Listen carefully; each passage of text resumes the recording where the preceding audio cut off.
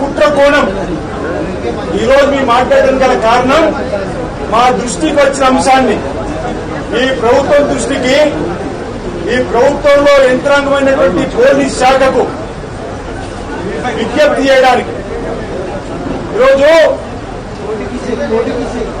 కేటీఆర్ గారి ఆత్మ కేటీఆర్ గారి బినామీ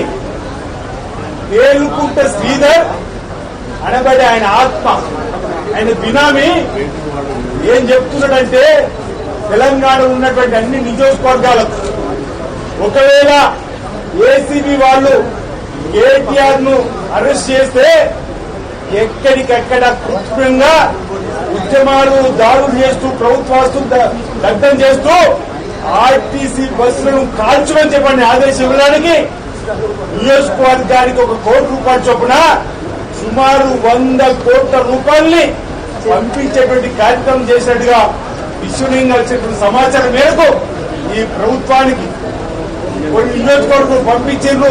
కొన్ని నియోజకవర్గాలు బయలుదేరినాయి, ఇంకా కొన్ని నియోజకవర్గాలు ఇవ్వడానికి కోసం చేస్తున్న ప్రయత్నం మా దృష్టికి వచ్చింది. కాబట్టి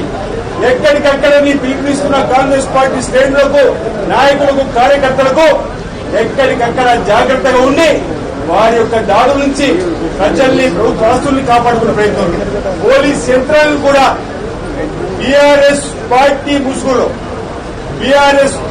ముసుగులో అల్లరి మూకలు ఎవరైతే ఆందోళన చేయడానికి వస్తారో వారిపైన కఠినమైన చర్యలు తీసుకోవాలని చెప్పండి. నేనంటున్నా